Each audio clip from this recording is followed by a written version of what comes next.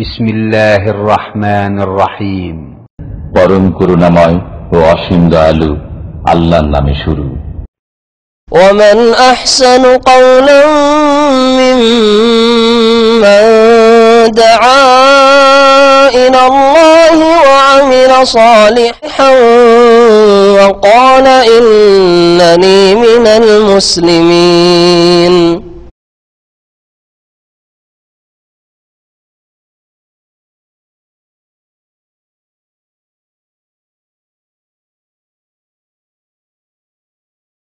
আসসালামু আলাইকুম ওয়া রাহমাতুল্লাহি ওয়া বারাকাতুহু।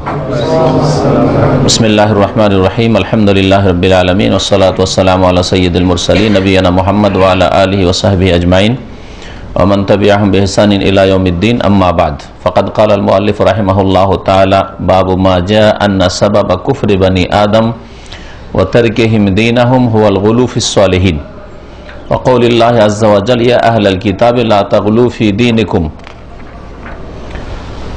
وفي الصحيح عن ابن عباس رضي الله عنهما في قوله تعالى وقالوا لا تذرن آلهتكم ولا تذرن ودا ولا سواعا ولا يغوث ويعوق ونسرا قال هذه أسماء رجال صالحين من قوم نوح عليه السلام فلما هلكوا أوحى الشيطان إلى قومهم أن ينسبوا إلى مجالسهم التي كانوا يجلسون فيها أنصابا وسموها بأسمائهم ففعلوا ولم توبد حتى إذا هلك أولئك ونسي العلم عبدت. وقال ابن القيم رحمه الله تعالى قال غير واحد من السلف لما ماتوا عكفوا على قبورهم ثم صوروا تماثيلهم ثم طال عليهم الأمد فعبدوهم إلى آخره।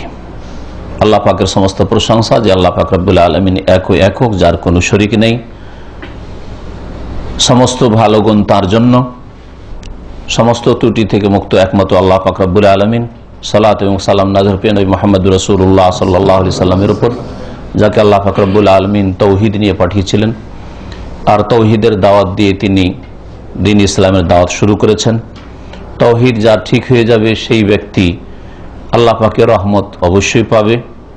আল্লাহ পাক রব্বুল আলামিন যেন আমাদের তৌহিদ বুঝার এবং তার প্রতি বিশ্বাস করার, তার বাস্তবায়ন করার তৌফিক দান করেন। আজকে কিতাবুত তাওহীদে দর্শের বিষয়বস্তু হচ্ছে নেক লোকদের সম্পর্কে অতিরঞ্জন বাড়াবাড়ি। এটি হচ্ছে মুখ্য কারণ আদম সন্তানের মাঝে যুগে যুগে শিরকের এবং তাদের দ্বীন যে তৌহিদ পরিত্যাগ করার। আর শিরক হচ্ছে কুফরি, কারণ কুফরি মানে অস্বীকার করা, আর শিরক আল্লাহ পাকের তৌহিদকে অস্বীকার করা। এই জন্য লেখক রহমতুল্লাহ আলাইহি বলছেন যে বাবু মা জাআ, এই অধ্যায় হচ্ছে এই বিষয় সম্পর্কে যে যা এসেছে কোরআন এবং হাদিসে, তা হলো আন্না সাবাবা কুফরি বানি আদম ওয়া তারকিহিম দীনাহুম হুয়াল গুলু ফিস সালিহিন। আদম সন্তানের কুফরির কারণ এবং তাদের দ্বীন পরিত্যাগ করার কারণ।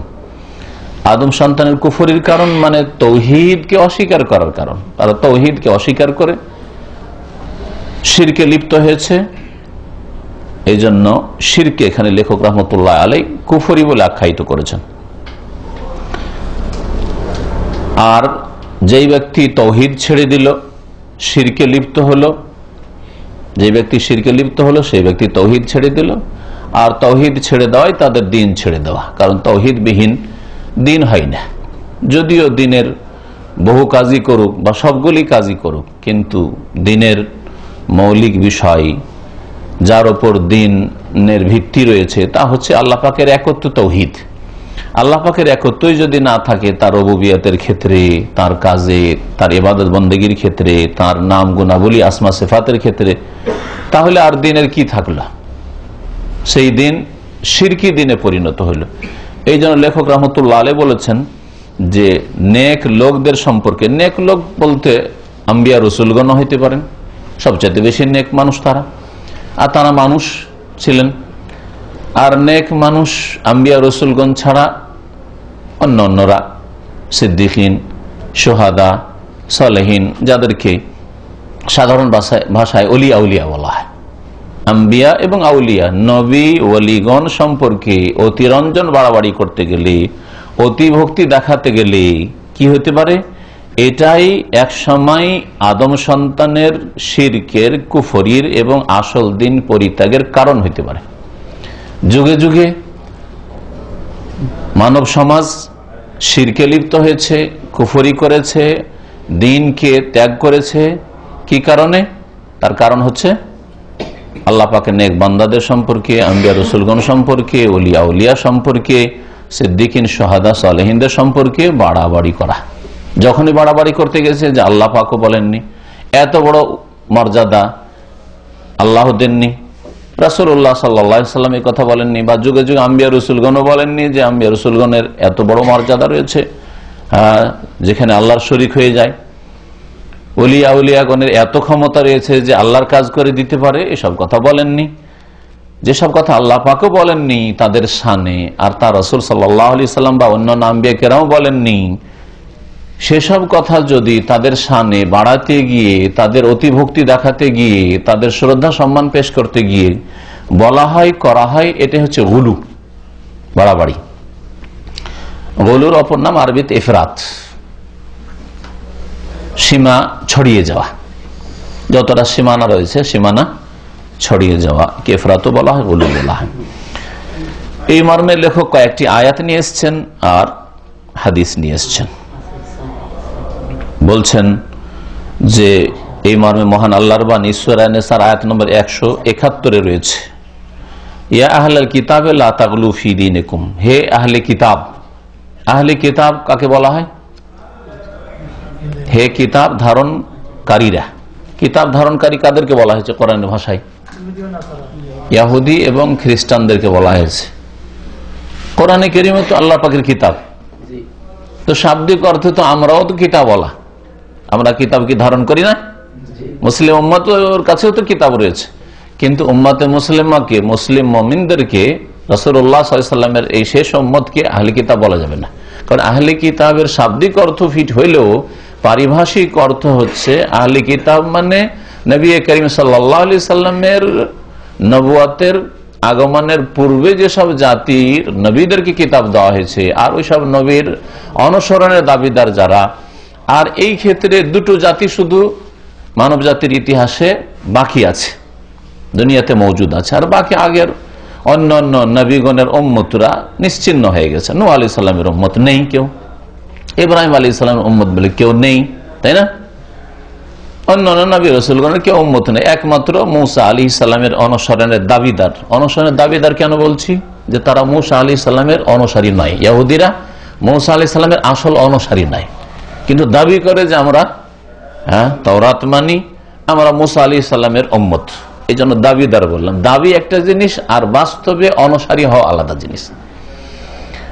এইরকমই ঈসা আলাইহিস সালামের অনুসরণের দাবিদার হচ্ছে খ্রিস্টানরা, কিন্তু ঈসা আলাইহিস সালামের অনুসারী নয়। ঈসা আলাইহিস সালাম তাওহীদ নিয়ে এসেছিলেন, আর তাদের ধর্ম শিরকের ধর্মে পরিণত হয়েছে। ঈসা আলাইহিস সালাম আল্লাহ পাকের একত্ব নিয়েছিলেন, তারা তৃতীয়বাদে, তিন খোদাই, তিন ইলাহ বিশ্বাসী। ঈসা আলাইহিস সালামের শিক্ষা ছিল যে আমি আল্লাহর বান্দা আর আমার মা আল্লাহ পাকের বান্দি। ইন্নী আব্দুল্লাহ, আমি আল্লাহর বান্দা। আর প্রচলিত খ্রিস্টান ধর্মের মৌলিক আকীদা হচ্ছে যে ঈসা আলাইহিস সালাম ইবনুল্লাহ, আব্দুল্লাহকে তারা ইবনুল্লাহ করে দিয়েছে, সান অফ গডকে না কি করে দিয়েছে তারা? স্লেভ অফ গডকে, মানে আল্লাহ পাকের খাদেম বান্দাকে কি করে দিয়েছে? সান অফ গড করে দিয়েছে। আব্দুল্লাহকে ইবনুল্লাহ বানিয়ে দিয়েছে। তো এই জন্য তাদেরকে বলবো যে তারা মুসা, ঈসা আলাইহিস সালামের অনুসরণের দাবিদার, ইহুদি নাসারারা। এদেরকে কোরআনে কারীমের ভাষায় আহলে কিতাব বলা হয়েছে। আরব মুশরিকরা, মক্কার মুশরিকরা, নবী করিম সাল্লাল্লাহু আলাইহি ওয়াসাল্লাম বংশধর কুরাইশ বা অন্যান্যরা, এরা ইহুদিও ছিল না, এরা খ্রিস্টানও ছিল না। এরা মুসা আলাইহিস সালামের দিনেরও দাবিদার ছিল না, আর ঈসা আলাইহিস সালামের নিয়ে আসা দিনের অনুসরণের দাবিদার ছিল না। এরা দোহাই দিত ইব্রাহিম আলাইহিস সালামের, যে আমরা ইব্রাহিম আলাইহিস সালামের ধর্মের ওপর আছি, আর ইব্রাহিম আলাইহিস সালাম এই দেব দেবীর পূজা করেছেন, আমরাও করি। কত বড় মিথ্যা কথা! যে ইব্রাহিম আলাইহিস সালাম মূর্তি ভেঙেছেন, বাপ তৈরি করে মূর্তি, আর জাতি পূজা করে মূর্তি পূজা, আর নিজে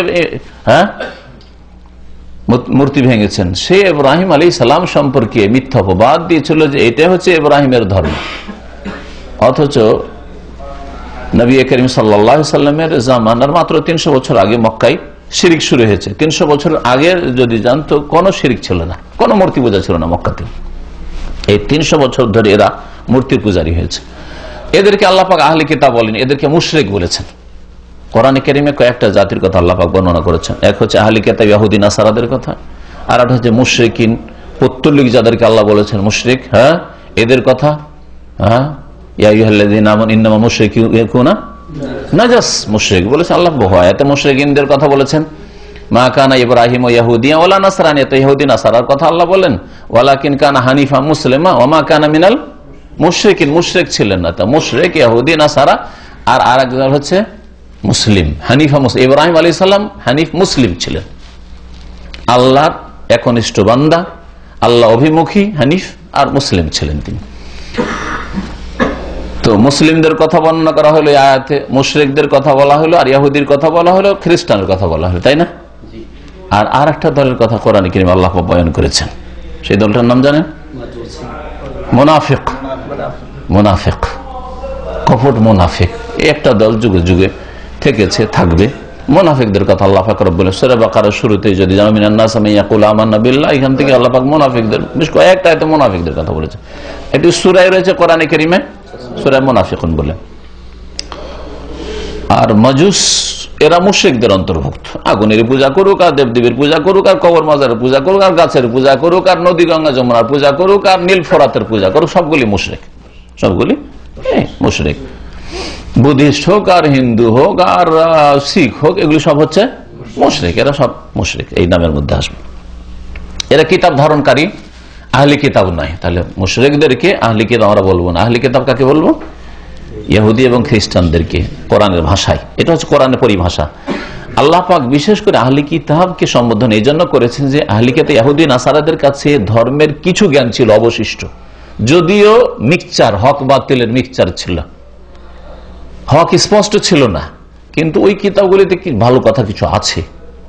আল্লাহর যেহেতু কিতাব, নাজিল করা কিতাব, যদিও বিকৃতি ঘটিয়েছে মন মর্জি, কিন্তু তাতে অনেক ভালো কথা রয়েছে। বেশ কিছু দলিল প্রমাণ, ভবিষ্যৎবাণী নবী করিম সম্পর্কে, শেষ দিন সম্পর্কে এবং কোরআনে কারীম সম্পর্কে রয়েছে। তো আল্লাহ পাক রব্বুল আলামিন আহলে কিতাবদেরকে সম্বোধন করে বলেছেন। এতে সরাসরি আহলে কিতাবকে সম্বোধন করা হইলেও সমস্ত মানব জাতিকে সতর্ক করা হয়েছে যে আহলে কিতাবের চরিত্র তোমাদের মধ্যে যেন না আসে। সুতরাং এতে আমাদেরকেও, প্রত্যেক মুসলিমকে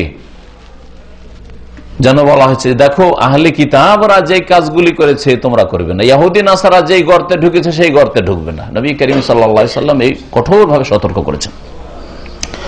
কোরআনে কারীমে যেন সতর্ক করা হয়েছে। আল্লাহ বলছেন ইয়া আহলাল কিতাব, হে আহলে কিতাব, হে ইহুদি খ্রিস্টানরা, লা তাগলু ফি দীনিকুম, তোমরা তোমাদের ধর্মীয় বিষয়ে বাড়াবাড়ি করিও না, ধর্মের ব্যাপারে তোমরা অতিরঞ্জন বাড়াবাড়ি করিও না।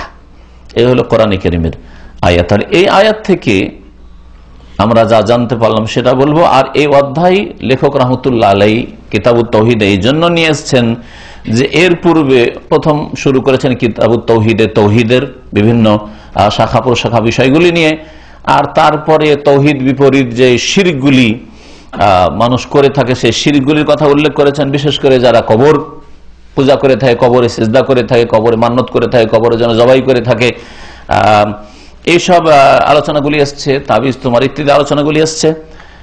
এই আলোচনার পরে লেখক কবর পূজা কেন হয়, কবরে কেন মানুষ তওয়াফ করতে যায়, কবরে কেন জবাই করতে যায়, কবরে ওরস কেন করতে যায়, নিজের বাপ মায়ের কবরে কেন ওরস করে না, নিজের বাপ মায়ের কবরকে কেন পাকা করেন না, নিজের বাপ মায়ের কবরে কেন ফুল চড়েন না, নিজের বাপ মায়ের কবরের উপর কেন গম্বুজ বানাই না, আর ওই যাকে ওলি বলছে, যেটাকে কবর না বলে মাজার বলছে, ওকে পাকা করে ওর তওয়াফ করা, চাদর চড়ানো, ওইসব কেন করছে বলেন তো? কেন? ভুল, বাড়াবাড়ি। বাপের কবর সম্পর্কে বাড়াবাড়ি করলো না, বাপের কবর কবরই থাকলো, কাঁচা কবরই থাকলো, ভেঙে পড়ে গেল, আর অলির কবর পাকা করলো, সাজালো, চাদর চড়াইলো, ফুল চড়াইলো, ওপরে গম্বুজ তৈরি করে দিল, তওয়াফ শুরু করলো, খাসি মুরগি জবাই করা শুরু করলো, ওরস লাগাইতে শুরু করলো, সবগুলি হচ্ছে গরু অতিরঞ্জন বাড়াবাড়ি। তো লেখক এখানে বোঝাতে চাইছেন যে এই যে কবর পূজা বিভিন্ন রূপে, মান্যতের আকারে হোক, আর জবাইয়ের আকারে হোক, আর সেজদার আকারে হোক, আর দোয়া ফরিয়াদের আকারে হোক, হ্যাঁ, উদ্ধার কামনার আকারে হোক, ছেলে মেয়ের বা রোগের আরোগ্য ইত্যাদি এসব তলব করা হোক, এই যে করে থাকে কবর মাজারে গিয়ে, এর কারণটা কি? বলছে এর কারণ হচ্ছে আসবাবু ফি যালিক, এর কারণ হচ্ছে লেখক সতর্ক করতে চাইছেন, দেখো এর কারণ থেকে সাবধান, লিয়াহযার ওয়া ইজতানাব ওয়া হুয়াল গুলু ফিস সালিহিন, নেক লোকদের সম্পর্কে বাড়াবাড়ি করিও না, নেক লোকদের সম্পর্কে বাড়াবাড়ি করে নেওয়া। বহু বাড়াবাড়ির দিক রয়েছে, তার মধ্যে একটা বাড়াবাড়ির দিক হচ্ছে যে কবরের নাম মাজার বলা, এটাই বাড়াবাড়ি। কবরের নাম রওজা বলা, এটাই বাড়াবাড়ি। গুলো আপনার বাপ মা আল্লাহর পরে যার হক, কোরআন এখানে বলছেন, নিজের বাপের মাজার তো বলেন আমার আব্বার মাজার, আমার মায়ের মাজার বলছেন না। আপনার উপর আল্লাহ পাকের পরে সবচেয়ে বড় ইহসান বলতে পারেন যে বাপ মায়ের রয়েছে, আপনার অস্তিত্বের মূল, হ্যাঁ, আপনার দুনিয়া আসার উপায় কারণ বাপ মা, সে বাপ মায়ের কবরকে তো মাজার বললেন না। কিন্তু জিলানি চিশতির কবর মাজার, হ্যাঁ, শাহজালাল মাজার, আটরসি মাজার, বাড়াবাড়ি করলেন না? তাহলে মাজার নামটাতে বাড়াবাড়ি করলেন, ওরস লাগালেন বাড়াবাড়ি করলেন, চাদর চড়েন বাড়াবাড়ি করলেন, কবর পাকা করলেন বাড়াবাড়ি করলেন, হ্যাঁ, সবগুলি বাড়াবাড়ি। গুলু গুলু, এই বাড়াবাড়িগুলি হচ্ছে শিরক আর কুফরের কারণ। আর আসল দিন পরিত্যাগ করে নিজের দিনকে তালাক দিয়ে অন্য জায়গায় চলে গেল, শিরকের ধর্মে চলে গেল।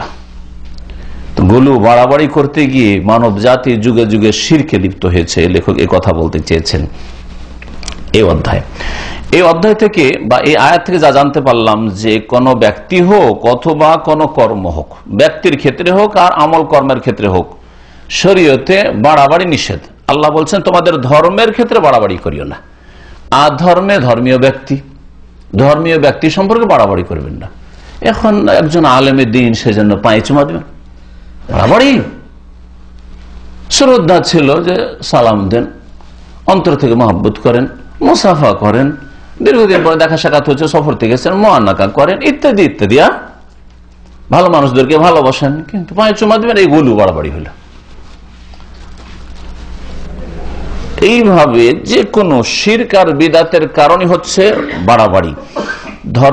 ধর্মের ক্ষেত্রে মানে ধর্মীয় ব্যক্তিদের ক্ষেত্রে হইতে পারে, অথবা ধর্মীয় কাজের ক্ষেত্রে বাড়াবাড়ি। ধর্মীয় কাজের ক্ষেত্রে বাড়াবাড়ি হচ্ছে বহু রকমের। তার মধ্যে যেসব আমলগুলি শরীয়তে নেই সেগুলিকে নেকির কাজ মনে করে করা বাড়াবাড়ি।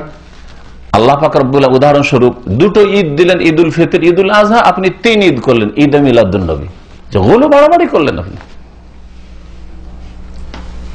আল্লাহ পাক রব্বুল আলামিন আপনাকে ফরজ নামাজের পরে সুন্নাতে রাতেবা দিলেন, বিতর দিলেন, তাহাজ্জুদ দিলেন, ইশরাক দোহা দিলেন, হ্যাঁ, আর দোহার নাম আওয়াবিন, আপনি মাগরিব এশার মাঝখানে একটা আওয়াবিন বাড়াইলেন, এটা গুলো বাড়াবাড়ি করলেন।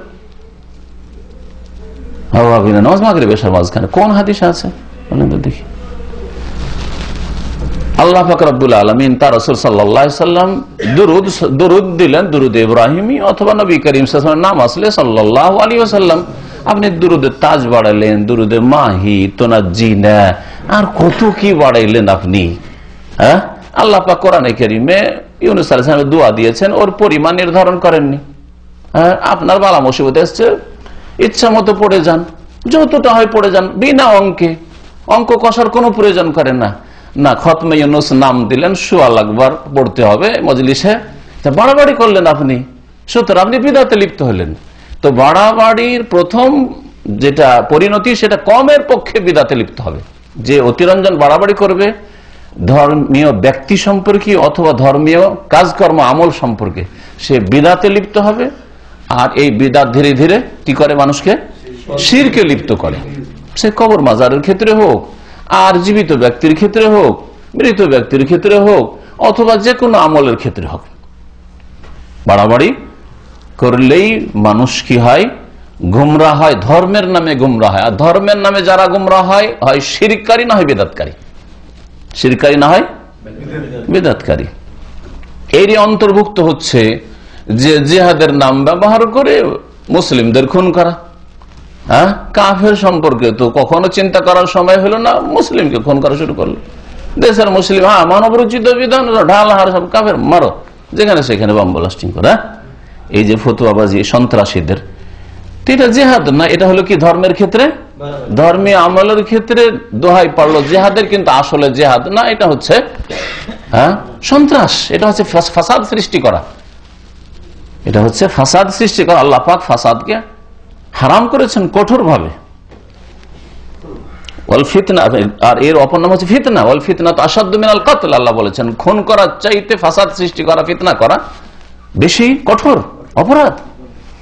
তো এই আয়াত দ্বারা জানতে পারলাম যে শরীয়তে ব্যক্তির ক্ষেত্রে, আমল কর্মের ক্ষেত্রে বাড়াবাড়ি হারাম। আল্লাহ পাক ইহুদি নাসারাদেরকে নিষেধ করেছেন, আর সেই নিষেধাজ্ঞা কোরআনে কারিমে রয়েছে। সুতরাং প্রত্যেক মানুষের জন্য, প্রত্যেক মুসলিমের জন্য, অমুসলিম সকলের জন্য বাড়াবাড়ি করবে না ধর্মের ক্ষেত্রে। এতে ইহুদি নাসারাদের খণ্ডন রয়েছে। আর এইরকমই যারা ওদের অনুসারী ব্যক্তির ক্ষেত্রে, কর্মের ক্ষেত্রে, ধর্মের ক্ষেত্রে বাড়াবাড়ি করে, এদের খণ্ডন রয়েছে যে বাড়াবাড়ি ইসলামের নেই, কোন স্থান নেই বাড়াবাড়ি। কোরআনে হাদিসে যতটা আছে ততটা, যেখানে থামতে বলা হয়েছে থেমে যাও, ওমা আতাকুমুর রাসূলু ফাখুযু, যা দেওয়া হয়েছে নাও, হ্যাঁ থামতে বলা হয়েছে থেমে যাও। এ কথা চলবে না যে কোথায় নিষেধ আছে। এটা বিদাতীরা একটা অস্ত্র হিসেবে ব্যবহার করে, দলিল হিসাবে, যে কোথায় নিষেধ আছে। এর উত্তর বলবেন যে 6 ওয়াক্ত নামাজ পড়তে কোথায় নিষেধ আছে, দিনে 6 বার আজান দিতে কোথায় নিষেধ আছে, 5 বার আজান দিয়ে 5 ওয়াক্ত নামাজ পড়ছেন, আমি যদি 10 ওয়াক্ত পড়ি কোথায় নিষেধ আছে? হ্যাঁ নিষেধ আছে কি? হ্যাঁ, তো নিষেধ আছে কোথায়, এই অজুহাত চলবে না। কারণ এটা হচ্ছে বিদআতের রাস্তা। আসল হচ্ছে যে নবী করিম সাল্লাল্লাহু আলাইহি ওয়াসাল্লাম নেকির কোন রাস্তা বাদ দেননি, যতটা আল্লাহ অনুমতি দিয়েছেন। সুতরাং নবী সাল্লাল্লাহু আলাইহি ওয়াসাল্লাম করেছেন কিনা এটা নেকি হিসাবে এটা দেখতে হবে, এই না যে নিষেধ করেছেন কিনা, এটা চলবে না ইবাদতের ক্ষেত্রে। এতে সতর্ক করা হয়েছে শিরক থেকে, এবং শিরকের কারণ, মাধ্যম, যেসব কারণে শিরক পয়দা হয় সেগুলি থেকে সাবধান। আল্লাহ যে কোনো গুনার ক্ষেত্রে, গুনাহ যে রাস্তা দিয়ে গুনায় যেতে পারেন সেই রাস্তায় বন্ধ করতে বলেছেন। এই জন্য আল্লাহ শুধু বলেন জেনা করিও না, ওয়ালা তাকরাবুজ জিনা, জেনার কাছে যেও না, ঠিক না, জেনার কাছে যেও না। ওই রকমই শিরক করিও না, নয় শিরকের কাছেও যেও না। যেই রাস্তায় চললে শিরকের আশঙ্কা আছে, যেই রাস্তায় চললে শিরকের আশঙ্কা আছে। যারা শিরকি আলোচনা করে, শিরকি আলোচনা শুনেন, তাহলে শিরকের কাছে গেলেন আপনি। যেখানে শিরক হয় সেখানে তামাশা দেখতে গেলেন, দেখতে গিয়ে ধোকা খেয়ে যেতেন। আমি তো মূর্খ মানুষ, কিছু বুঝি না, এত বড় বড় দাড়ি দেখলাম, আর এই যে লেবাস পোশাক, তারা এসে কবরে চেষ্টা করছে, মাজারে চেষ্টা করছে, না পেলে এমনি আসে, তারা বুঝে না। আপনার মতো লোক সেখানে গিয়ে শিরকে লিপ্ত হইতে পারে, শিরকের কাছে চলে গেলেন। কখনো বলবেন না যে আমি কবরে মাজারে যাচ্ছি, ওরসে যাচ্ছি, তামাশা দেখার জন্য কি করে না। বাড়াবাড়ি করার কারণে মানব জাতির প্রথম ইতিহাসে শিরক শুরু হয়েছে। আদম আলাইহিস সালামের পরে দীর্ঘকাল পর্যন্ত সমস্ত মানব জাতি এক ধর্মের উপর ছিল। সেই ধর্মের মৌলিক বিষয় ছিল তৌহিদ। তৌহিদ হারা হয়নি, কোন শিরক পয়দা হয়নি। তাহলে মানব জাতির আসল হচ্ছে তৌহিদ, আল্লাহর একত্ব, আল্লাহ একক, তার কোনো শরিক নেই। এই ধর্মের উপর যুগ যুগ ধরে ছিল। তারপরে প্রথম যে শিরক শুরু হয় তার ঘটনা আব্দুল্লাহ বিন আব্বাস রাদিয়াল্লাহু তাআলা আনহু বর্ণনা করেছেন, যা ইমাম বুখারী রাহমাতুল্লাহ আলাইহি তার সহিহ কিতাবে উল্লেখ করেছেন। ফিস সহিহ, সহিহ বুখারীতে রয়েছে আব্দুল্লাহ বিন আব্বাস রাদিয়াল্লাহু আনহু থেকে বর্ণিত, ফি কওলিহি তাআলা, আল্লাহ পাকের এই বাণীর তাফসীরে, ওয়াকালু লা তাযারুন্না আলিহাতাকুম, নূহ আলাইহিস সালামের জাতি যারা প্রথম মূর্তি পূজায় শিরকে লিপ্ত হয়েছিল, তারা বলেছিল নিজের জাতিকে অসৎ পরামর্শ দিয়ে যে নূহের কথা শুনবে না। ওয়াকালু, তারা বলেছিল, লা তাযারুন্না আলিহাতাকুম, তোমাদের দেব দেবীকে ছাড়বে না। আলিহা, ইলাহনে জমা হচ্ছে আলিহা, তোমাদের দেব দেবী উপাস্যগুলিকে ছাড়বে না, কখনো ছাড়বে না এই নূহের কথা। ওয়ালা তাযারুন্না ওয়াদ্দা, আর বিশেষ করে এগুলি হচ্ছে আরো গুরুত্বপূর্ণ আমাদের উপাস্য মাবুদ দেবদেবী। ওয়াদ নামক দেবকে ছাড়িও না, ওয়ালা সোয়া, সোয়া নামক দেবকে ছাড়িও না, ওয়ালা ইয়াগুস, ইয়াগুসকেও ছাড়িও না, আর ইয়াউককেও ছাড়িও না, আর নাসরকেও ছাড়িও না। এগুলি সেই যুগের বড় বড় নেক লোক, যাদেরকে আজকালকার ভাষায় বলা হয় ওলি আউলিয়া। হ্যাঁ, ওলি আউলিয়া লোক ছিল, ভালো মানুষ ছিল। এরা যখন মারা যায় ধীরে ধীরে শিরক শুরু হয়। কেমন ভাবে শুরু হয় আমার ভাষায় না শুনে সাহাবী আব্দুল্লাহ বিন আব্বাস রাদিয়াল্লাহু তাআলা আনহুমার ভাষায় শুনেন। তিনি বলছেন, হাযিহি আসমাউ রিজালিন সালিহিন মিন কওমে নূহ আলাইহিস সালাম, এগুলি হচ্ছে নূহ আলাইহিস সালামের জাতির নেক লোক ওলি আউলিয়াদের নাম। ওয়াদ, সোয়া, ইয়াগুস, ইয়াউক, নাসর, বিশেষ করে 5 জনের কথা বলা হয়েছে। আর তার আগে বলা হয়েছে আমভাবে যে কোন দেবদেবীকে ছাড়বে না, যা করে যাচ্ছ করে যাও। কি হয়েছিল বলছে ফালাম্মা হালাকু, যখন এরা মারা গেল। আরবি ভাষা হালাকা মানে ইন্তেকাল করা, আর বাংলা উর্দু ভাষাতে হালাক মানে মনে করে যে হালাক মানে কোন গজব আযাবে যদি কেউ ধ্বংস হয় তাহলে হালাক বলা। এটা অজ্ঞতাও বা অর্থ জ্ঞান সম্পর্কে অভাবের কারণে। আসলে আরবি ভাষায় হালাক মানে নিশ্চিহ্ন হয়ে যাওয়া, হালাক মানে মারা যাওয়া। হ্যাঁ, এটাই যে নেই আর, এই হচ্ছে হালাক হওয়া। সে ভালো মানুষ হইতে পারে। ইউসুফ আলাইহিস সালাম সম্পর্কে আল্লাহ পাক রব্বুল কোরআনে কারীমে বলছেন যে ফালাম্মা হালাকা, যখন তিনি ইন্তেকাল করলেন। আল্লাহর নবী সম্পর্কে আল্লাহ বলছেন যখন ইউসুফ আলাইহিস সালাম ইন্তেকাল হয়ে গেল, লাইয়াবাস আল্লাহু মিন বাদি রাসূলা, এত সুন্দর রাসূল আমাদের মাঝে ছিলেন, এরপর আর কোন রাসূলই আসবে না আমাদের মাঝে। আল্লাহ ওখানে ইউসুফ আলাইহিস সালাম নবীর ক্ষেত্রে হালাকা শব্দ ব্যবহার করেছেন। তা হালাক শব্দটি কোনো মন্দ শব্দ না, কিন্তু আমাদের দেশে যেহেতু মন্দ, সেজন্য কারো সম্পর্কে বলবেন না, কারণ ওতে মানহানি ভাববে মানুষে। তবে অর্থ জেনে রাখা অবশ্যই উচিত, হ্যাঁ, যাতে এটাকে না মনে করেন যে হালাক মানে কোনো গজব, আযাব, শাস্তি না। ভালো মানুষ ইন্তেকাল করলে হালাকা শব্দ বলা যেতে পারে। ফালাম্মা হালাকু, যখন এই সব নেক লোকেরা ইন্তেকাল করলো, দুনিয়া থেকে বিদায় নিল, আওহাশ শায়তানু ইলা কওমিহিম, তখন শয়তান ওদের জাতির জনসাধারণ যারা, এরা তো ছিল মুরব্বি, ওলিয়া উলিয়া, পরেশগার লোক, হ্যাঁ, ধর্মগুরু, এই জাতির লোকদের কাছে শয়তান কি করলো? ওহী করলো। এই হাদিস দ্বারা আমরা জানতে পারলাম যে আল্লাহ পাকের ওহী হয় পবিত্র, আর পবিত্র আল্লাহ পাকের ফেরেশতা, পবিত্র সৃষ্টি ফেরেশতা জিবরাইল আলাইহিস সালামের মাধ্যমে আসে, তাই না? আর পবিত্র মানুষের কাছে আসে, তারা হচ্ছেন আম্বিয়া রাসূলগণ। আর শয়তানের ওহী হয়, শয়তানের ওহী কার কাছে আসে?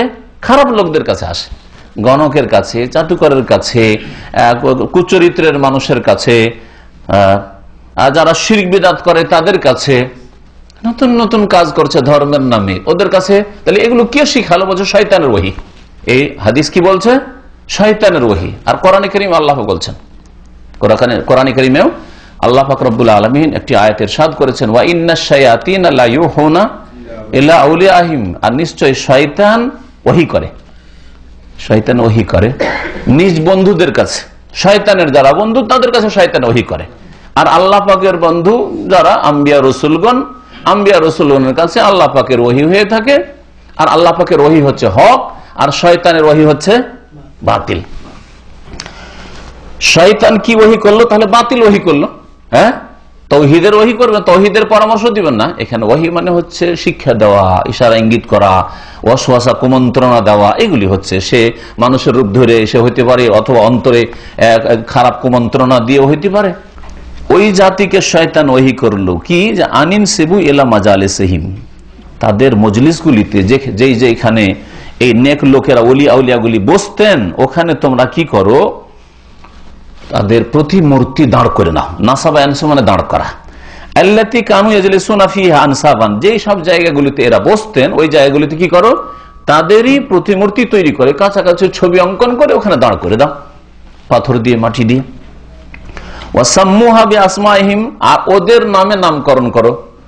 লোকগুলি মারা গেছে, এখন কি হলো? মূর্তি তৈরি হলো, আর ওদের কাছাকাছি চেহারা একটু করলো, তারপরে নাম লিখে দেওয়া হলো। এটা হচ্ছে ওয়াদ, সোয়া, ইয়াগুস, ইয়াউক, নাসার। এরা ওলিয়া উলিয়া ছিল, দুনিয়া থেকে চলে গেছে, এদের প্রতিমূর্তি তৈরি হলো, আর ওদের নামে ডাকা হইলো যে এটা হচ্ছে অমুক, এটা হচ্ছে অমুক, এটা হচ্ছে অমুক ওলি। ফাফা আলু, তাই করলো। শয়তান এই ওহী করলো আর তাই করলো। অন্যান্য তাফসীরে কিতাবাইতে রয়েছে যে শয়তান মানুষের রূপ ধরে এসেছিল, মুরব্বী সেজে, বৃদ্ধ, একেবারে ওলিউল্লাহ সেজে এসছে, আর খুব হিতাকাঙ্ক্ষী দরদি মানব জাতির। এসে জিজ্ঞেস করলো তোমরা কি করছো? প্রথমখানে ওতে আরেকটু লম্বা কথা রয়েছে, সেটাও বলি। যখন এই লোকগুলি, নেক লোকগুলি ইন্তেকাল করলেন, তখন এরা শোকে ভেঙে পড়ল, খুব শোকার্ত। ওই সময় শয়তান আসলে এসব বললো যে কি ব্যাপার, তোমরা এত ভেঙে পড়েছো কেন? বলছে আর বলবেন না, আমাদের মাঝে যারা নেক লোক অলিয়া উলিয়া ছিলেন সব চলে গেছে, আমরা সব অবাঞ্ছিত লোক অপদার্থ লোকগুলো থেকে গেছি, নেক লোক আর নেই আমাদের মাঝে, তাই আমরা শোকে ভেঙে পড়েছি। বলছে শোক করার কোনো প্রয়োজন নেই, ওরা মারা গেছে, ওদের প্রতিমূর্তি তৈরি করে নাও, ওদের প্রতিমূর্তি তৈরি করে তোমরা যেখানে ইবাদতবন্দি করছো, নামাজ পড়ছো, ওখানে করে দাঁড় করে দাও, দাঁড় করে দাও। ওদেরকে দেখলে হবে কি, ওদের কথা স্মরণ হবে, ওদের আখলাক, ওদের আমল, ওদের ইবাদতবন্দি, ওদের তাকওয়া পরহেজগারি, আল্লাহ ভীরুতা স্মরণ হবে, ওদের মতো তখন তোমরা চরিত্র গঠন করবে, ওদের মতো তোমাদের নামাজ রোজা হবে আর ইখলাস হবে, ওদেরকে দেখলে তোমাদের ঈমান তাজা হবে। দেখেন কেমন ভাবে শিখাচ্ছ। বলছে কথাটা তার মন্দ নেই, তার মন্দ কথা বলেনি, তো শিরক করতে বলেনি, বলছে যে ওদের মূর্তি তৈরি করে রেখে দাও, ছবি তৈরি অঙ্কন করে বা তৈরি করে প্রতিমূর্তি তৈরি করে, আর ওদের দেখলে তোমাদের ঈমান তাজা হবে। কথা তো ভালো, তাই করলো। যে জায়গায় নামাজ পড়ে ইবাদতবন্দি করে উপাসনালয় নূহ আলাইহিস সালামের পূর্ব যুগের লোকেরা, ওরা ওই রকম কাজ করলো। তারপর এই প্রজন্ম মারা গেল। এই প্রজন্ম যেহেতু ওলিয়া উলিয়াদেরকে এদেরকে পেয়েছিল, তো তৌহিদ ছিল, ওরা কিন্তু পূজা শুরু করেনি, এরা মারা গেল। ওদের পরের প্রজন্ম আসলো, ছেলে মেয়েরা আসলো, ওরা এসে ওই রকমই তখন ওদেরকে দেখে, ভক্তি করে, আর ওদের মতো চরিত্র আমাদের গঠন করতে হবে, ওই রকম ইবাদতবন্দি করতে হবে। শয়তান আর একদিন আসলো মানুষের রূপ ধরে, আসার বললো কি করো, আমরা আল্লাহর ইবাদতবন্দি করি। আর এগুলো কি বলছে, এগুলি সব নেক লোক ছিলেন, তো ওদেরকে দেখলে আমাদের ঈমান তাজা হয়, যে ওদের মতো আমাদের আকীদা আমল তৈরি করব, আখলাক চরিত্র তৈরি করব। তো এই জন্য এদের আমাদের বাপ দাদারা তৈরি করে রেখেছে তাদের প্রতিমূর্তি, ওদের দেখলে আমাদের ঈমানটা তাজা হয়, যে এইরকম আমরাও নেক লোক হওয়া। তো বলছে তোমরা বোকা, সব বেকুফ, তোমরা জানো না আসলে এরা এত বড় ওলিয়া উলিয়া ছিলেন যে এদেরকে ডাকলে আল্লাহকে পাওয়া যায়, এদেরকে সেজদা করলে আল্লাহকে পাওয়া যায়, এদেরকে আল্লাহ এমন ক্ষমতা দিয়ে রেখেছে, এদেরকে ডাকলে এরা আল্লাহর কাছ থেকে নিয়ে দিবে তোমাদেরকে, এরা আল্লাহ পর্যন্ত পৌঁছার সিঁড়ি ওসিলা, এদেরকে ডাকো এরাই সবকিছু তোমাদের করে দেবে। এই যে ওসিলার থিওরি পেশ করে দিল, যে ওসিলার থিওরি আজকে বর্তমান যুগে মুসলিম সমাজে কবর মাজার পূজাই চলছে, যে পীর হচ্ছে আল্লাহ পর্যন্ত পৌঁছার ওসিলা, জীবিত পীর আর মুর্দা পীর, ওলি আউলি এরা হচ্ছে ওসিলা। কবর মাজারে না গেলে, এরা যদি আল্লাহর কাছে না পৌঁছে দেয়, এরা সুপারিশ না করে, আমরা কি করে পৌঁছবো? গুনাহগার মানুষ, পাপী তাপী মানুষ, বুঝছেন না? ওই নূহ আলাইহিস সালামের যুগের শিরকের থিওরি যে শয়তান শিখিয়েছিল, আজকের যুগে ওটাই ঢুকেছে ওসিলার নামে। বলছেন এখানে সংক্ষেপে তাই করলো তারা, ওই নাম দিল, প্রতিমূর্তি তৈরি করে। ওয়ালাম তুবাদ, কিন্তু প্রথম যুগে পূজা শুরু হয়নি সরাসরি, কিন্তু পূজা শুরু হয়নি, কারণ প্রথম খানে চালাক শয়তান, যেমন তেমন চালাক না। ও শয়তান বুঝতে পারছে যে যদি বলি যে এগুলোকে সেজদা করো, এক্ষুনি ওকে মেরে শেষ করে দেবে, আর এরা আরো শক্ত হয়ে যাবে ধর্মের উপর, আরো শক্ত হয়ে যাবে তারা, এদেরকে পারবো না। প্রথম ওই পরামর্শ দিয়ে হাত্তা ইজা হালাকা, ওই লোকেরা যখন মারা গেল,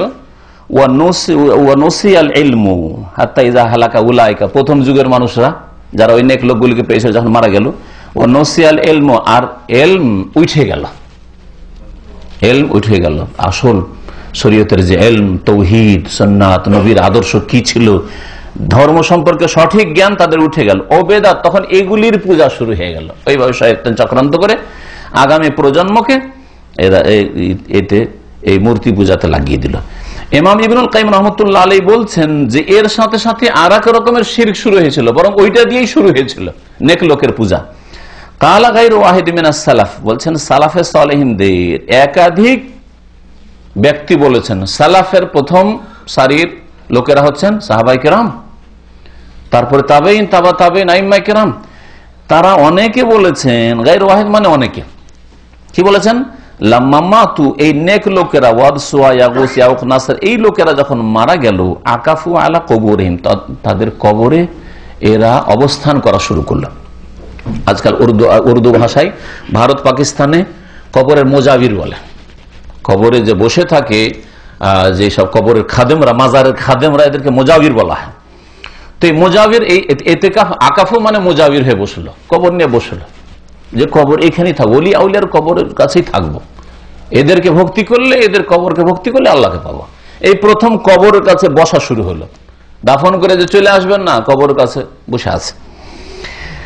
এই কবরে এরা যখন মুজাবির হইতে শুরু হইল, অবস্থান করা শুরু করলো, সুম্মা সাওয়ারু তামাসিলাহুম, তারপরে আর এক রকমের শিরক শুরু হলো। এক তো কবর পূজা শুরু হলো, কবরে অবস্থান করা, আর তখন মনে করা যে এইখান থেকে আমরা ফাইজ পাবো, বরকত পাবো, যা ফাইজের ভাষায় আজকাল মুসলিম সমাজের শিরকে রয়েছে। এদের ছবি অঙ্কন করলো প্রতিমূর্তি তৈরি করলো। তাহলে দুই রকম পূজা, কবর আকারে পূজা শুরু হইলো আল্লাহ ছাড়া অন্যের, আর মূর্তির আকারে পূজা শুরু হইলো।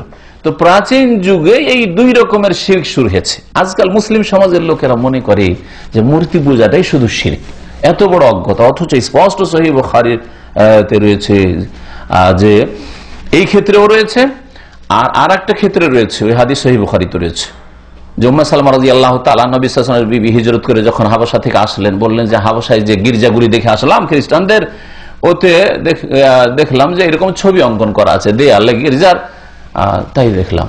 তখন নবী করিম সাল্লাল্লাহু আলাইহি ওয়াসাল্লাম বলেছেন উলাইকা ইযা মাতা ফিহিম রাজুলুস সালেহ, ওদের মধ্যে কোন নেক লোক ওলিয়া উলিয়া মারা গেলে তারা কি করতো? হ্যাঁ বলেন উলাইকা ইযা মাতা ফিহিম রাজুলুস সালেহ বানাউ আলা কবরিহি মসজিদান। প্রথম শিরক, তাদের কবরের উপর কি করত? সেজদার স্থান বানিয়ে নিত, সেজদা করা শুরু করতো। তাহলে কবর পূজা শুরু হইত। ওয়াসাওয়ারু ফিহা তিলকা সুওয়ার, আর ওই লোকগুলির যে নেক লোকগুলি মারে তাদের ছবি অঙ্কন মূর্তি তৈরি করতো। তাহলে দুই রকমের শিরক হাবাসায় মওজুদ ছিল নবী করিম সাল্লাল্লাহু আলাইহি ওয়াসাল্লামের আগেও। তাহলে প্রাচীন যুগ থেকে এই দুই রকমের পূজা চলে আসে, কবর পূজা আর মূর্তি পূজা, দুটোই একই পূজা, দুটোতে কোনো পার্থক্য নেই।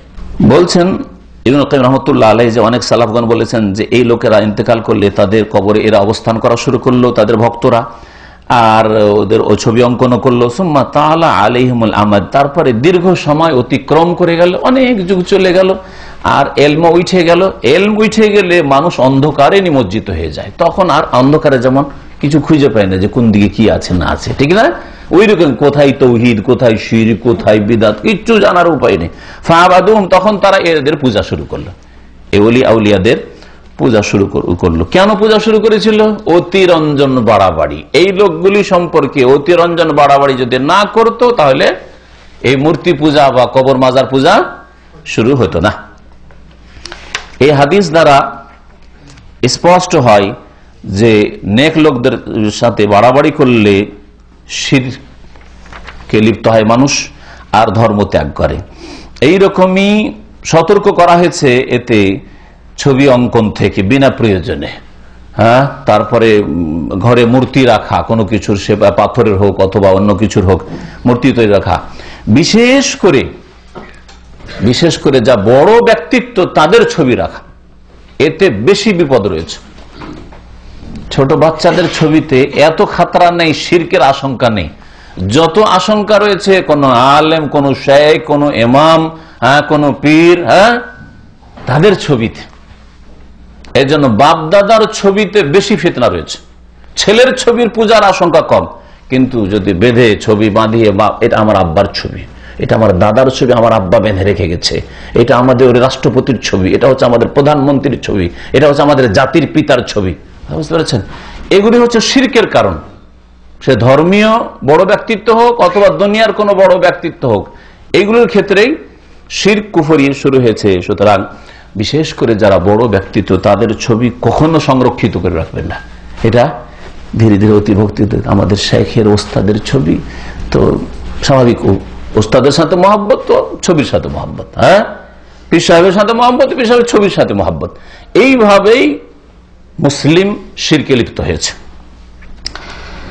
সতর্ক করা হয়েছে এই হাদিসে শয়তানের চক্রান্ত থেকে। শয়তান কিভাবে চক্রান্ত করলো নূহ আলাইহিস সালামের জাতির সাথে আর শিরকে লিপ্ত করলো, সতর্ক করা হয়েছে যে শয়তান বাতিলকে সুন্দর করে সাজিয়ে পেশ করে। যায়্যানা লাহুমুশ শাইতানু আমালুহুম, আল্লাহ কোরআনে বলেছেন। শয়তান কিন্তু বাতিলকে মন্দকে মন্দ করে পেশ করে না, ভালো করে পেশ করে, যাতে করে আপনি গ্রহণ করেন। খুব চালাক শয়তান। কি সুন্দর করে পেশ করেছিল যে তোমরা যখন শোকে ভেঙে পড়েছ, তো এদের প্রতিমূর্তি তৈরি করে নাও, এদেরকে দেখলে কি হবে? তোমাদের ইমান তাজা হবে, ওদের মতো আমল করতে পারবে, ওদের মতো পরেজগার হতে পারবে। দেখেন কত সুন্দর করে সাজিয়ে পেশ করলো। এটা হচ্ছে তো বাতিলকে সত্যের রূপে আর সুন্দর করে সাজিয়ে পেশ করেছে। বিদআত আর নতুন নতুন ধর্মের মধ্যে কাজ, এগুলো থেকে সতর্ক করা হয়েছে, যদিও নিয়ত ভালো থাকে। আচ্ছা বলেন, এই নূহ আলাইহিস সালামের জাতি প্রথমখানে যে এই ছবি অঙ্কন করেছিল বা ওই কবরের কাছে অবস্থান করা শুরু করেছিল, ওদের নিয়ত খারাপ ছিল? কোন নিয়ত খারাপ ছিল কি? নিয়ত ভালো ছিল। কি নিয়ত ভালো ছিল? ওর চাইতে ভালো কথা যে আমরা ইমান ক্ষেত্রে দুর্বল, তো এই নেক লোকগুলিকে দেখলে ইমান তাজা হবে। নিয়তটা ভালো ছিল, কিন্তু এই নিয়ত ভালো কোথায় পৌঁছে দিল? বাড়াবাড়ি করার কারণে শিরকে পৌঁছে দিল। তো নিয়ত ভালো থাকলেই যে নেকি পাবেন বা সওয়াবের কাজ হবে, কখনো না।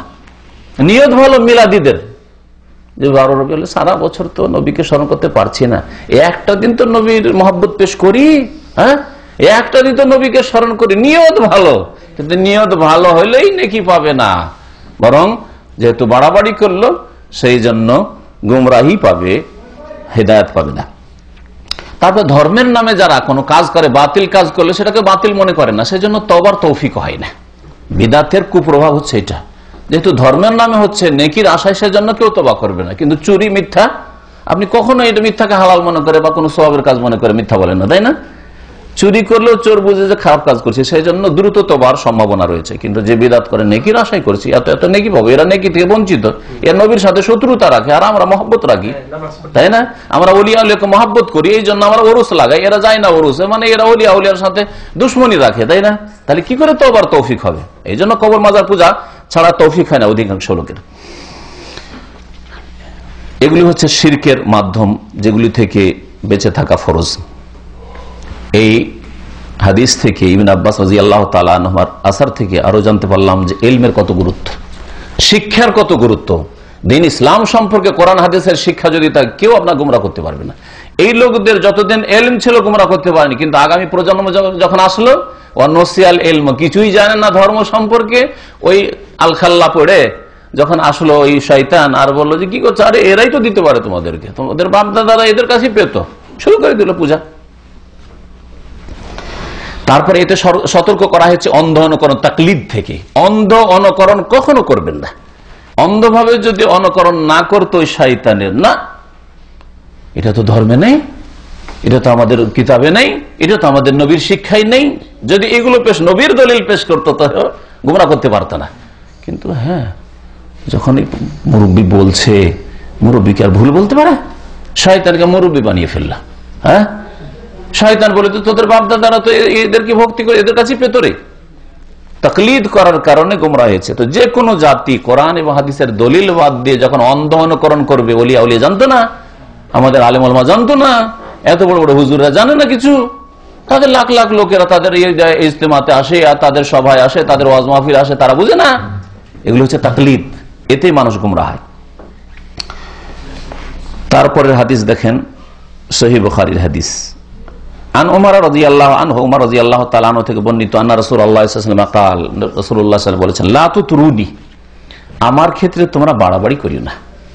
ইতরা মানে হচ্ছে গলু করা, বাড়াবাড়ি করা।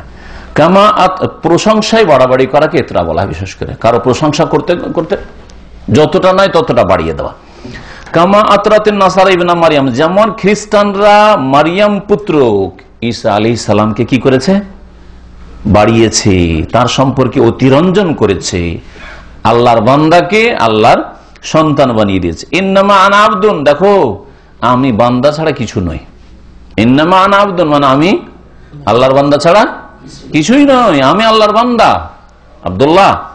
আর কোরআনে কারীমের 4 জায়গায় নবী করিম সাল্লাল্লাহু আলাইহি সাল্লামকে আব্দুল্লাহ বলা হয়েছে। ওয়ান্নাহু লাম্মা কামা আব্দুল্লাহ তাবারাকাল্লাযী, কি বলছেন? তাবারাকাল্লাযী নাযালাল ফুরকান আলা আবদিহি। হ্যাঁ, এইভাবে আল্লাহ পাক রব্বুল আলামিন আব্দুল্লাহ, নবী সাল্লাল্লাহু আলাইহি ওয়াসাল্লাম কি বলেছেন? আব্দ বলেছেন। ফাকুলু, সুতরাং কি বলবে যে মুহাম্মদ সাল্লাল্লাহু আলাইহি ওয়াসাল্লাম কে? কে মুহাম্মদ সাল্লাল্লাহু আলাইহি ওয়াসাল্লাম?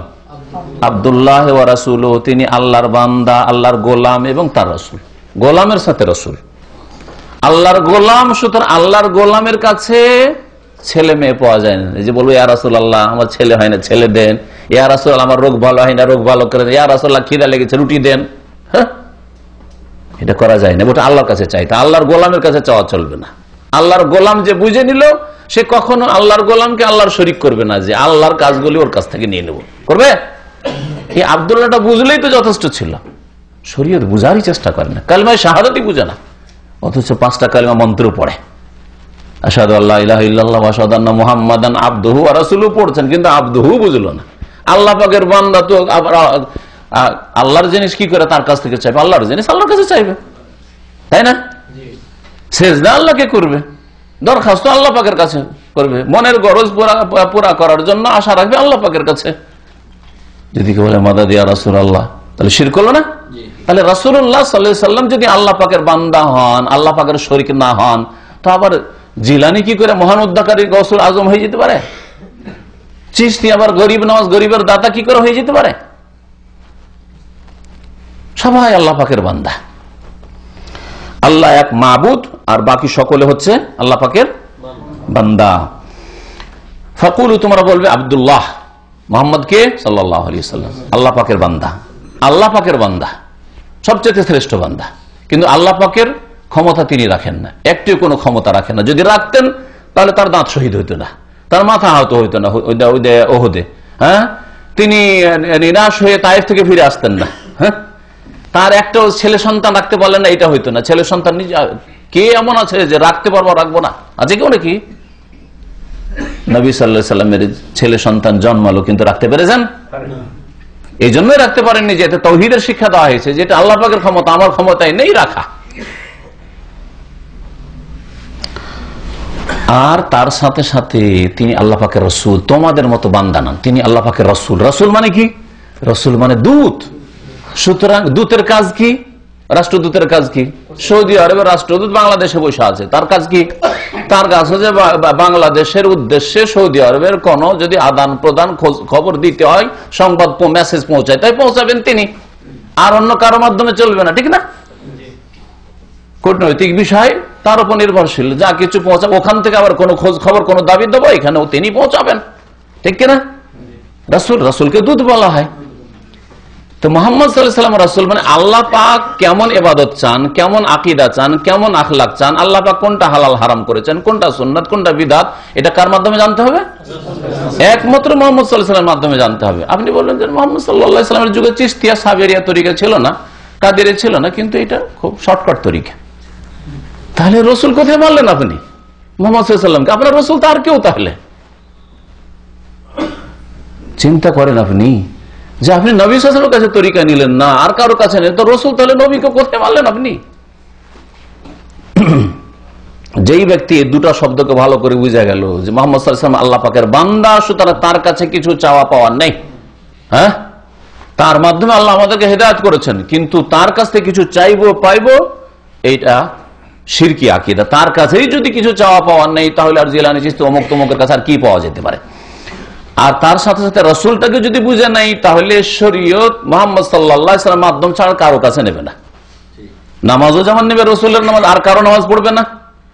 রোজা, যাকাত, হজ, দান, খায়রাত, জিকির, আজকার, দুরুদ সবকিছুই কার কাছে নেবে? রাসূলুল্লাহ সাল্লাল্লাহু আলাইহি ওয়াসাল্লামের কাছে। এই হচ্ছে রাসূলের অর্থ।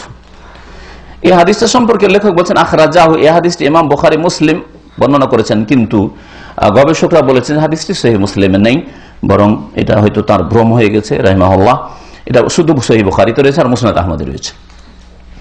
এই হাদিস দ্বারা স্পষ্ট বুঝতে পারলাম যে নবী সাল্লাল্লাহু আলাইহি ওয়াসাল্লামের ক্ষেত্রেও বাড়াবাড়ি নিষেধ আল্লাহ পাক করেছেন, তাই না? বরং নবী স্বয়ং করছেন, সবাই স্বয়ং নিষেধ করছেন বাড়াবাড়ি। নবীকে নবীর বান্দা হওয়া থেকে বাড়িয়ে আল্লাহ পাকের কোন গুণ দিয়ে দেওয়া, এটা হচ্ছে বাড়াবাড়ি। এছাড়াও এমন কোন বৈশিষ্ট্য যা নবীর মধ্যে নেই, কোরআন হাদিসে নেই, তা দিয়ে দেওয়া, এটাও বাড়াবাড়ি। যেমন নবী নূরের পয়দা, এটা হচ্ছে অতিরঞ্জন বাড়াবাড়ি। নবী সাল্লাল্লাহু আলাইহি ওয়াসাল্লাম স্বয়ং নিষেধ করেছেন, আমার ক্ষেত্রে বাড়াবাড়ি করিও না, যেখানে আল্লাহ রেখেছেন সেখানে রাখো। হ্যাঁ, তো নবী করিম সাল্লাল্লাহু আলাইহি ওয়াসাল্লামকে নূর, নূর নবী বলা, হ্যাঁ, নূরের পয়দা বলা, এটা হচ্ছে অতিরঞ্জন বাড়াবাড়ি, যেটা কঠোরভাবে নিষেধ করেছে রাসূলুল্লাহ সাল্লাল্লাহু আলাইহি ওয়াসাল্লাম। নবী করিম সাল্লাল্লাহু আলাইহি ওয়াসাল্লাম সম্পর্কে নবী ছায়া ছিল না, বাড়াবাড়ি। কোথায় পেলে? কোন হাদিস আছে? নবী সাল্লাল্লাহু আলাইহি ওয়াসাল্লামের পেশাব পায়খানা দেখা যেত না, অথচ মা আয়েশা বলছেন নবী সাল্লাল্লাহু আলাইহি ওয়াসাল্লামের কাপড় থেকে আমি মনি কি করে দিতাম, হ্যাঁ, খচিয়ে দিতাম অথবা ধুয়ে দিতেন, সব রকম করে দিতেন। তাহলে যেখানে মনি বীর্য দেখা যেতে পারে, হ্যাঁ, সেখানে পেশাব পায়খানা দেখা যেতে পারে না। কিন্তু বিদআতপন্থীদের ওয়াজ মাহফিলে শোনা যায় যে নবী সাল্লাল্লাহু আলাইহি ওয়াসাল্লাম পেশাব পায়খানা জীবনে কখন দেখা যেত।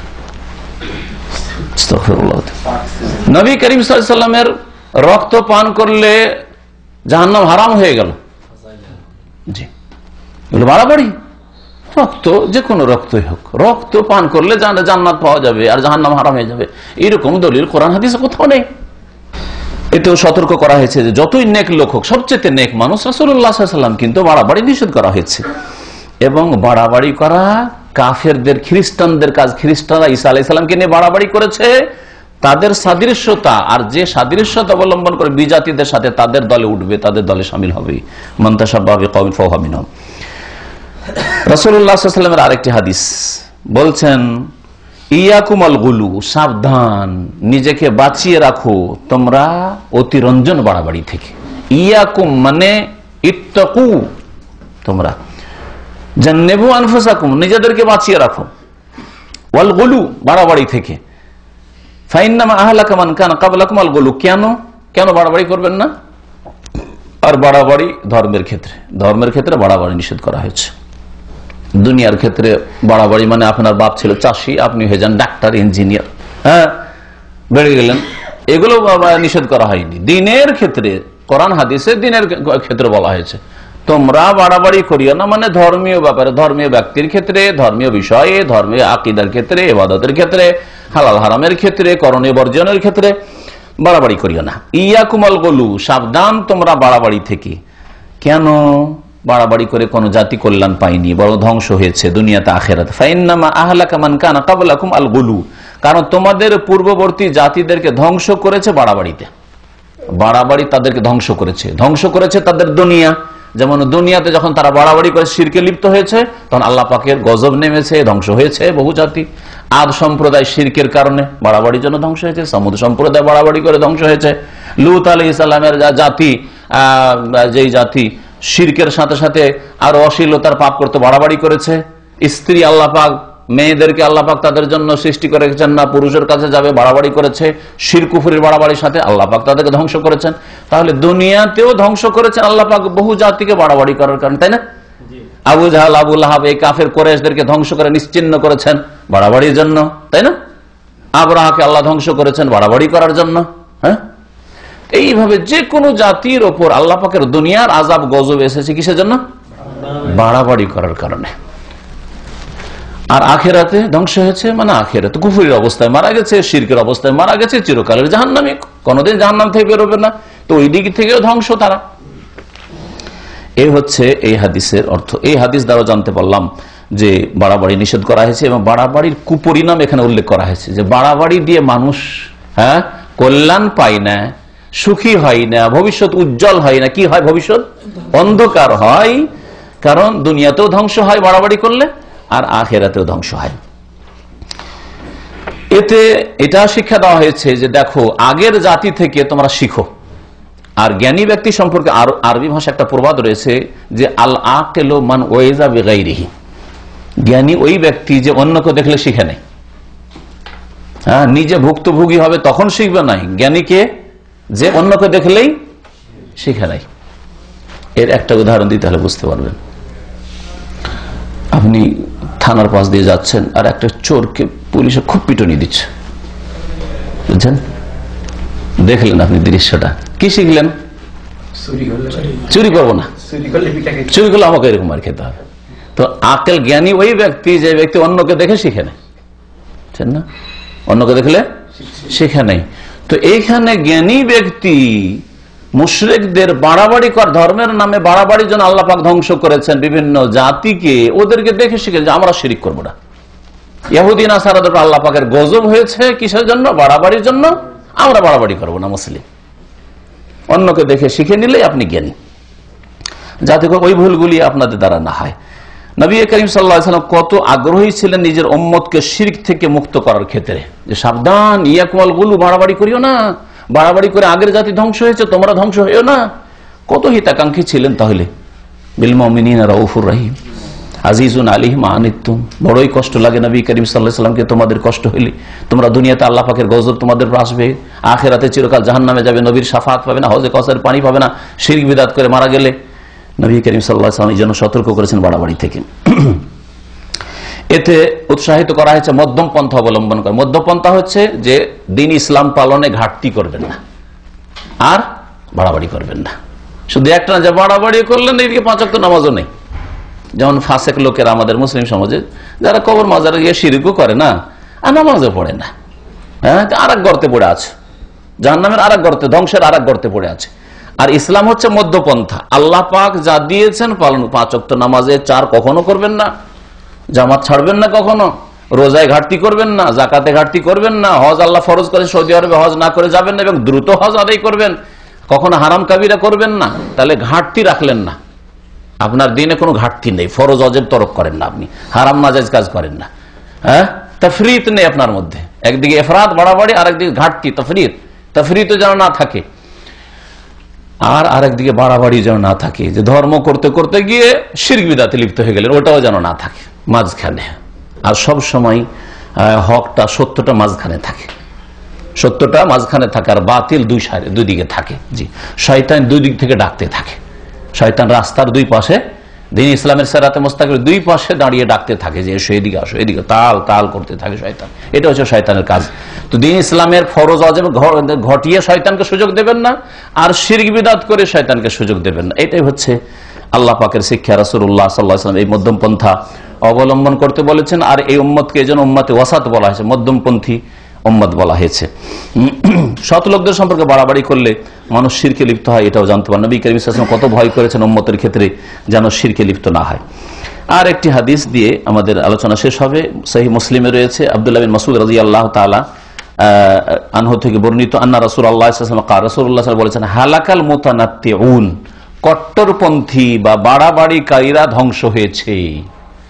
তানাত্তু মানে কঠোরতা, বাড়াবাড়ি করা।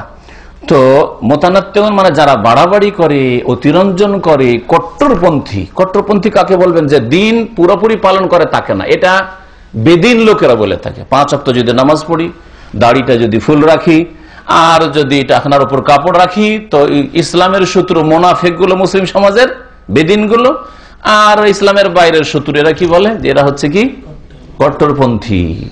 এটা ইহুদি নাসারাদের শিখিয়ে দেওয়া, মুসলিম সমাজের মুনাফিকরা শিখেছে, বেদিনরা শিখেছে, যার ফলে ধার্মিক লোকদেরকে কট্টরপন্থী বলে না। ধার্মিক লোক কট্টরপন্থী হয় না, আমরা কেউ কট্টরপন্থী না। কট্টরপন্থী কারা? ইসলামে নেই আর ধর্মের নামে বেশি কাজ করছে, হ্যাঁ, বাড়াবাড়ি করছে, তারা হলো কট্টরপন্থী। ইসলামে কবর মাজার পূজা নেই, ইসলামে পীরতন্ত্র নেই, ইসলামে তাসাউফ নেই, ইসলামে ঈদে মিলাদুন নবী নেই, ইসলামে বিদাতি জিকির নেই, ইসলামে বিদাতি দুরুদ নেই। যারা এগুলি করছে তারা হলো কট্টরপন্থী। আর যে ব্যক্তি 5 ওয়াক্ত নামাজ পড়ে, হালাল রিজিক খায়, হারাম থেকে বেঁচে থাকে, হ্যাঁ, যেই ব্যক্তি ফরজ ওয়াজিব আদায় করে, সুন্নাত আদায় করে, নবী সাল্লাল্লাহু আলাইহি তরিকায় চলার চেষ্টা করে, কোরআন হাদিস থেকে ইলম শিখে এবং আমলের সংশোধন করে, সে ধার্মিক, আল্লাহ ভীরু, মুত্তাকি, সে কট্টরপন্থী নয়। নবী করিম সাল্লাল্লাহু আলাইহি ওয়াসাল্লাম কি বলেছেন? কট্টরপন্থী, বাড়াবাড়িকারী তারা ধ্বংস হয়েছে। কালাহা সালাসান, তিনবার করে নবী করিম সাল্লাল্লাহু আলাইহি ওয়াসাল্লাম বলেছেন। তাহলে এই হাদিস দ্বারাও স্পষ্ট বুঝতে পারলাম যে কোনো ব্যাপারে বাড়াবাড়ি বা কঠোরতা থেকে বাঁচতে হবে, বিশেষ করে ইবাদতের ক্ষেত্রে আর নেক লোকদের শ্রদ্ধা পোষণের ক্ষেত্রে। নেক পরেজগার লোকের শ্রদ্ধা করতে গিয়ে বাড়াবাড়ি করা, এমনকি বড়দের ক্ষেত্রে, নেক হোক আর নেক না হোক, বাপ মা যেমন, আপনার বাপ মা যদি নেক নাও হয় তো বাপ মা শ্রদ্ধার পাত্র। শ্রদ্ধার পাত্র মানে এই নাই যে 5 ছুঁয়ে সালাম করবেন, এইটা বাড়াবাড়ি, যেটা ধ্বংসের কারণ। আল্লাহ পাক অসন্তুষ্ট হবেন, হ্যাঁ, যে আপনি ঝুঁকলেন, রুকু করলেন আপনার বাপের সামনে, আপনার শ্বশুর সামনে, শাশুড়ির সামনে, আপনার ওস্তাদের সামনে পায়ে হাত দিলেন। হিন্দুরা ওটাকে পায়ের ধুলো নেওয়া বলে, আর মুসলিম বলে যে কদম বসি, ফার্সিতে করে দিলে ইসলাম হয়ে যায়। কথা বুঝতে পারছেন না? ফার্সিতে করে দিলে ওটা ইসলাম হয়ে যায়। এই তো আমাদের ইসলামের শোচনীয় অবস্থা। বাড়াবাড়ি, এইরকম বহু বাড়াবাড়ি মুসলিম সমাজে রয়েছে। এগুলো হচ্ছে বাড়াবাড়ি। আর শরীয়তে যেটা আছে সেটা বাড়াবাড়ি না, যেটা শরীয়তে আছে সেটা বাড়াবাড়ি নাই। সেটাকে কেউ যদি বাড়াবাড়ি বলে, তারা মুনাফিক চরিত্রের মানুষ, মুসলিম সমাজের বেদিন, যারা দিন বুঝে না অথবা বুঝেও ইসলামের শত্রুতা করে বা মুসলিম ধার্মিক লোকদের শত্রুতা তাদের অন্তরে রয়েছে। নবী করিম তিনবার করে সতর্ক করেছেন, দেখো যারা কট্টরপন্থী, যারা বাড়াবাড়িকারী, তারা ধ্বংস হয়েছে, সুতরাং তোমরা ধ্বংসের রাস্তা নিও না। এতে নিষেধ করা হয়েছে বাড়াবাড়ি করতে, মধ্যম পন্থা অবলম্বন করতে বলা হয়েছে। নবী করিম সাল্লাল্লাহু আলাইহি ওয়াসাল্লাম সুন্দরভাবে মানব জাতির কাছে ইসলামের দাওয়াত তুলে ধরেছেন। একবার একটা কথা বলে দিলে যথেষ্ট ছিল। যেমন আপনার রুমে হয়তো একজন থাকে, নামাজ পড়ে না, একবার কখনো বলে দেন চল নামাজ পড়তে, আপনাকে একটা খারাপ ভাষা বলে দেয়, জীবনে নামাজের কথা বলেন না, তাই না? তো নবী সাল্লাল্লাহু আলাইহি একবার বললেই হয়তো, একটা হাদিস, হ্যাঁ, ইয়াকুমাল গোলু বললেই হয়তো, হ্যাঁ, কোরআনে কারীমের আয়াত। আবার রাসূলুল্লাহ সাল্লাল্লাহু আলাইহি ওয়াসাল্লাম হাদিস, একটি না কয়েকটা হাদিস, হালাকাল মুতানাত্তিউন ইয়াকাল গোলু লা তুতরুনি, হ্যাঁ। তাহলে দেখেন কত বিভিন্ন ভঙ্গিমাতে রাসূলুল্লাহ সাল্লাল্লাহু আলাইহি সাল্লাম ধর্মের নামে বাড়াবাড়ি থেকে সতর্ক সাবধান করেছেন, যাতে করে মানুষ বাড়াবাড়ি করে শিরকে লিপ্ত না হয় অথবা বিদাতে লিপ্ত না হয়। আল্লাহ পাক রব্বুল আলামিন যেন আমাদেরকে ধর্মের ক্ষেত্রে মধ্যম পন্থা অবলম্বন করার তৌফিক দান করেন। আল্লাহ পাক রব্বুল ফরজ ওয়াজিব সুন্নাত মুস্তাহাব আদায় করার তৌফিক দান করেন। হারাম নাজায়েজ কাবিরা সাগিরা থেকে বেঁচে থাকার তৌফিক দান করেন। শিরক বিদআত থেকে আল্লাহ পাক রব্বুল আলামিন যেন বাঁচিয়ে রাখেন। রাসূলুল্লাহ সাল্লাল্লাহু আলাইহি সাল্লামের যতটা মহব্বত আল্লাহ পাক ফরজ করেছেন ততটা যেন তৌফিক দান করেন। যাকে যতটা আল্লাহ পাক মর্যাদা ইজ্জত সম্মান দান করেছেন ততটা পেশ করার যেন তৌফিক দান করেন। আল্লাহ পাক রব্বুল আলামিন হক আল্লাহর জন্য খাস করার তৌহিদ প্রতিষ্ঠা করার আল্লাহ পাক যেন তৌফিক দান করেন। রাসূলুল্লাহ সাল্লাল্লাহু আলাইহি সাল্লামের তরিকায় জীবনের প্রতিটি ক্ষেত্রে চলার যেন তৌফিক দান করেন। সুবহান রাব্বিকা রাব্বিল ইজ্জাতি আম্মা ইয়াসিফুন ওয়া সালামুন আলাল মুরসালিন ওয়ালহামদুলিল্লাহি রাব্বিল আলামিন। কিয়ামতের আলামত, কিয়ামতের আলামত দুই রকম। আলামতে সুগরা ছোট ছোট লক্ষণ আলামত, আর বড় লক্ষণ। ছোট আলামত প্রায়গুলি চলে এসছে, আছে কিনা নয়, প্রায় সবগুলি চলে এসছে। যতগুলি হাদিসে কিয়ামতের ছোট ছোট লক্ষণ বলা হয়েছে। আর বড় লক্ষণ একটিও আসেনি, তবে খুব শীঘ্রই মনে হচ্ছে চলে আসছে, তার ভূমিকা চলে এসছে। দাজ্জালের অনুসারী তৈরি হয়ে যাচ্ছে মনে হচ্ছে। দাজ্জাল আসলে ভক্ত পেতে অসুবিধা হবে না। তারপরে আপনার যেসব ফিতনা ফাসাদ যেগুলি মানে বড় বড় আলামতগুলি আসার জন্য যেগুলি হয়, তো সেগুলি প্রায় পাওয়া যাচ্ছে। তো আর বড় আলামত আসলে বেশি লেট হবে না, সে সম্পর্কে নবী কারীম সাল্লাল্লাহু আলাইহি ওয়াসাল্লাম হাদিস রয়েছে। ওটা কেমন হবে, যেমন আপনার তসবির দানা বা মালা যে করা থাকে দানা দিয়ে কাঠি, তো কাঠি সুতা ভরা থাকে কাঠিতে, সুতা যদি কেটে দেওয়া হয় আর ধরে থাকেন তাহলে ওই দানাগুলি পড়তে কতক্ষণ লাগবে? মিনিটও লাগবে না, কয়েক সেকেন্ডের মধ্যে সবগুলি দানা পড়ে যাবে। তো ওইভাবে যে কয়েকটি বড় বড় লক্ষণ রয়েছে সবগুলি দ্রুত চলে আসবে। পশ্চিম দিক থেকে সূর্য ওঠা, দাজ্জাল আসা, আর ইয়াজুজ মাজুজ আসা, ঈসা আলাইহিস সালামের নেমে আসা, আর ওই জন্তু এসে কথা বলা, এগুলি বড় বড় লক্ষণ, যেগুলি আসা শুরু হলে এই 2, 4, 10 দিন, 40 দিন, 1 মাস, 2 মাসের মধ্যে এত দ্রুত চলে আসবে ভাবতে পারেন না। আর অধিকাংশ মানুষ দেখেন এমন দুনিয়াকে কামড়ে ধরেছে যে এখন দুনিয়াটাই হচ্ছে তাদের লক্ষ্য উদ্দেশ্য। ঈমান হারা হয়ে যাচ্ছে। ইউসবিহুর রাজুলু মুমিনান ইমসি কাফিরান, সকালবেলা মুসলিম ছিল, সন্ধ্যাবেলা কাফের। দেখা যাচ্ছে যে বাপ তো আলেমে দিন ছিল, হাফেজ আর কারি মসজিদের ইমাম ছিল, আর ছেলে হচ্ছে একেবারে বেদিন বেনামাজি। তো এগুলি মানে কিয়ামতের বড় লক্ষণ আলামত চলে আসছে। ছোটগুলো স্ত্রীর কথা শুনবেন, বাপ মার নাফরমানি করবেন, হ্যাঁ, পয়সা অঢেল সম্পদ হয়ে যাবে, গরিবী দূর হয়ে যাবে। এখন দেখেন পয়সা, কত পয়সা, পেটে খাওয়ার পয়সা ছিল না। এখন যেই আজকে থেকে 25-30 বছর আগে একটা লোক পেটে যে টাকাটা খেত, আজকাল মোবাইলে শুধু খরচ করছে। তারপরে কাঁচা বাড়ি থাকবে না, পাকা বাড়ি হয়ে যাবে। যারা বকরি চড়িয়ে খেতে পেত না, তারা বড় বড় বিল্ডিং টাওয়ার তৈরি করে অহংকার করবে।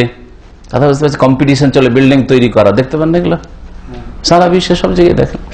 জি হ্যাঁ, এলেম উঠে যাবে, ভালো আলেম উঠে যাওয়ার মাধ্যমে। হ্যাঁ, আলেম উঠে, এলেম উঠে কি করে? ভালো আলেম আপনি দেখেন যে কোনো বড় আলেম চলে গেছে, ওর শূন্য স্থান পূরণ হচ্ছে না। অনেক ছোট তুলনামূলক যারা চলে গেছেন তাদের তুলনায় পরের লোকেরা। তো এলেম উঠে যাবে এইভাবে ধীরে ধীরে। সুবহানাকাল্লাহুম্মা ওয়া বিহামদিকা আশহাদু আল্লা ইলাহা ইল্লা আনতা আস্তাগফিরুকা ওয়া আতুবু ইলাইক। সুবহানা রাব্বিকা রাব্বিল ইজ্জাতি আম্মা ইয়াসিফুন ওয়া সালামুন আলাল মুরসালিন ওয়ালহামদুলিল্লাহি রাব্বিল আলামিন। আল্লাহ জাযায়ে খায়ের দেন আমাদের আমেরিকা আর কানাডার ভাই বোনদেরকে। তাদের শুকরিয়া আদায় করা হয় না, তাদের শুকরিয়া আদায় করেছে আর আপনাদের শুকরিয়া আদায় করেছে। আল্লাহ পাক আপনাদের সকলকে যেন উত্তম প্রতিদান দান করেন। এত দূর থেকে তারা আমাদের দিনের কথা শুনছেন, এই জন্য আল্লাহ পাক যেন তাদের আমলে, আকীদায় আর দুনিয়া আখিরাতে আল্লাহ পাক যেন বরকত দান করেন। আর তার সাথে সাথে আমাদেরকে যেন বঞ্চিত না করেন, আমাদের দিন দুনিয়ায় বরকত দান করেন। আল্লাহ পাক রব্বুল আলামিন যেন আমাদের ফিতনা থেকে বাঁচিয়ে রাখেন, দিন দুনিয়ার সমস্ত রকম ফিতনা থেকে, বালা মুসিবত থেকে বাঁচিয়ে রাখেন। আল্লাহ পাক জানমালের হেফাজত করেন, ইজ্জত আবরুর হেফাজত করেন। সাল্লাল্লাহু আলাইহি ওয়া সাল্লাম মুহাম্মদ ওয়া আলা আলিহি ওয়া সাহবিহি আজমাইন।